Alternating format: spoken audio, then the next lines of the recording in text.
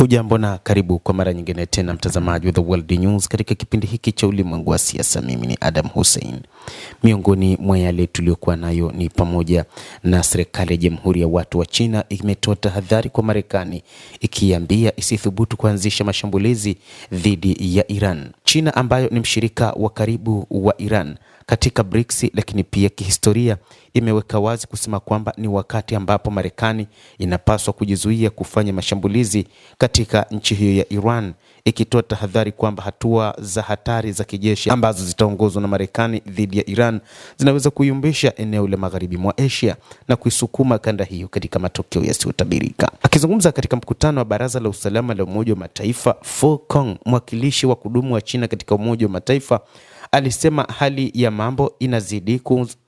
mambo inayozunguka Iran sasa imeibuka wasiwasi duniani kote kwa kuzingatia vitisho vya vita vinavyoongezeka na mivutano ya kikanda inayozidi kuongezeka. Fu Kong ametahadharisha kuwa hatua hatari za kijeshi zitakuwa na matokeo haribifu na kusisitiza kwamba matumizi ya nguvu hayatoweza kutatua matatizo hayo.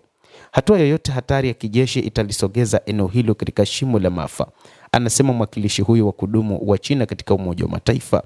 Fu pia ameitaka Washington na washirika wake kuacha kuchochea mgogoro na kusisitiza kuwa China inatumai kwamba Marekani na pande nyingine husika zitatii wito wa jamii ya kimataifa na nchi za kanda ya magharibi mwa Asia na kuchukua hatua muhimu kwa amani na utulivu katika eneo la Mashariki ya Kati na kuacha kuzidisha mivutano na kuchochea moto wa mgogoro.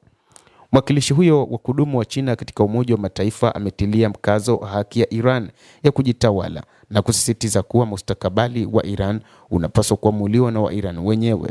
Balozi Fu Kong pia amesema Beijing inaunga mkono utulivu, umoja wa kujitawala, usalama na umoja wa ardhi nzima ya Iran.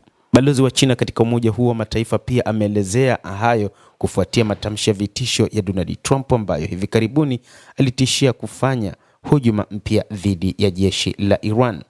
Rais huyu wa Marekani amesema kwamba sasa ni wakati wa kuishambulia Iran ambayo kimsingi jeshi lake la IRGC limeteuliwa miongoni mwa makundi ya kijasusi katika eneo la Mashariki ya Kati, jambo ambalo pia hata nchi za magharibi kupitia Umoja wa Ulaya limeteua jeshi hilo la IRGC kama sehemu ya makundi ya kigaidi.